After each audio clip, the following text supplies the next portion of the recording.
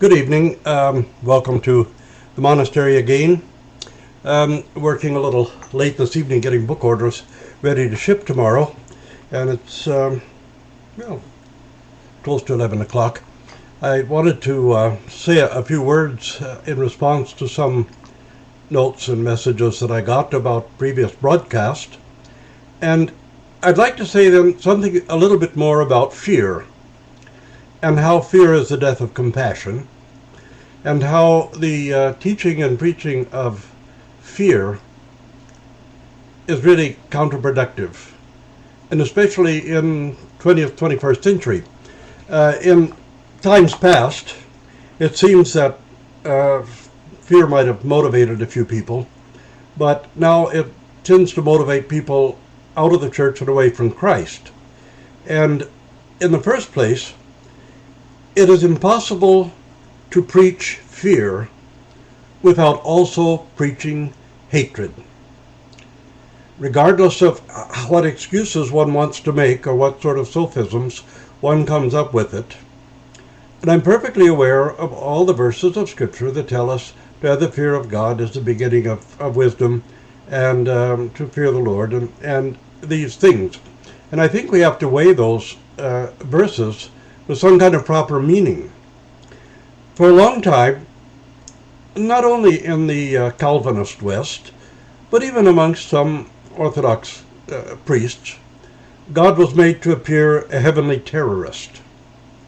Now, I'm not just speaking about the exaggerations that naturally take place in monasteries and in the patericons, and those exaggerations are permissible because of the intensity and enormity of the struggle that people are going through, and they sort of need this extra leverage within themselves. But when we teach fear to the degree that it's completely contradictory to the whole concept of the love of God, and when we begin to make God a heavenly terrorist who's essentially out to get us, not out to save us, then we've well and truly overstepped the boundaries. And when we teach fear, we always teach hatred. We teach hatred because hatred can come only from fear, and fear leads directly to hatred. And hatred coming through anger. Fear creates anger, anger creates hatred, hatred creates malice, and malice creates murder. And this is well borne out by the massacre of Jewish people in the Russian Pale in Kishinev in 1903, promoted by the preaching of fear of the Jews, which roused people's anger against the Jews and made them hate the Jews. The Metropolitan Anthony Khrapovitsky, in his sermon against the pogroms, particularly focusing on the 1903 pogrom in Chisinau, in what is today the Republic of Moldova, describes it in part. But if one goes back and reads the press from that era, we find that babies, Jewish babies, were literally ripped apart while they were still alive, limb for limb, by angry, hate-filled mobs. And we know that this anger and hatred was promoted by government officials in Imperial Russia, by the newspaper Bessarabits, and by some preachers in the church. Metropolitan Vladimir of Moscow, who was later called the first of the Hero martyrs in Russia under the communists, after he was transferred later on to Kiev. And in Kiev he was killed by the communists. But his venom and preaching of hatred, of fear of the Jews, and then of hatred of the Jews, was so strong that he was actually reprimanded by the Holy Synod in Russia, in Imperial Russia. And we can give any number of examples of how the preaching of fear leads to hatred. The preaching of the fear of God became so intense, and particularly in Calvinism, that it actually led to people who were angry with God and then began to hate God. And this is an observation made by a number of our Greek theologians. Photios Kontoglou, Romanides once mentioned it to us, and Alexander Kalomiros, that atheism in the West is not based on a disbelief in God, but on a hatred of God, because he is such a threatening presence which deprives people of both their peace and their freedom. And this, of course, based on the doctrine of atonement and other aspects of Western thought. But we find it in the East as well. We cannot claim that we're innocent of the same thing. And so I wanted to ask people to think about this a little bit. Think about when you preach about fear of something or someone, including God,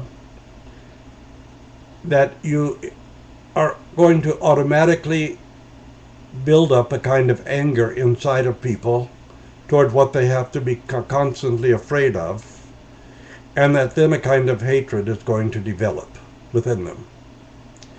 And I dare say one of the reasons, now, I ask a lot of young people, when I'm blessing a home and there are young people in the house who simply refuse to go to church, in Orthodox homes, of course, and others as well, and particularly when I'm at universities and have a discussion with young people and take notes, which I do, about the reasons people give for renouncing Christianity or even becoming atheists. I think I mentioned once before that I've never had a young person tell me that they rejected Christianity because of the teaching of evolution. But I've had dozens and dozens of young people tell me that they rejected Christianity because it was based in an endless sea of guilt, a constant fear, or the atonement doctrine of salvation, which turns God into a monstrosity, and things like this. So I want to, again, ask those of you who are preaching and teaching young people to talk about the love of God and the healing power of God's love and the way it can transform our hearts and our souls into the image of the love of Jesus Christ. But lay off the fear. Even when we talk about sexual matters, we have to, broach the subject with younger and younger people because they know all about it by the time they're 6 or 7 years old now. We try to do it sometimes through fear. God hates, God doesn't like. If you're not a virgin when you get married, God will do something bad to you. Of course, we never expect men to be virgins when they get married, only women, but that's another one of our little immoralities. Excusing men, but blaming women for it. But anyway, when we present it, do we have to present it in a way that makes it look as if God is just waiting up there for us to cross the line on some kind of a fetish, and that he's going to be angry with us? And what good does that do? Rather than explaining it as an enormously powerful force within us that we need to approach with self-control and self-discipline, otherwise it can indeed be extremely destructive and can rob us of happiness. The real happiness that comes with sharing a life. There are other ways to present all of these issues without grinding away at some kind of fear, and therefore engendering anger and thus hatred. So I just wanted to mention that again because a number of people had written and asked about it and mentioned the verses in the scripture which talk about the fear of God. And some people asked me to make a little broadcast on the subject of the fear of God, and with God's help, we'll try to do that shortly. So anyway, there are other things that I've been asked to speak about, and I eventually will get to most of these subjects. It just takes a little time to get through the list. So thank you all for tuning in and joining us, and God bless you all and give you a joyous day tomorrow.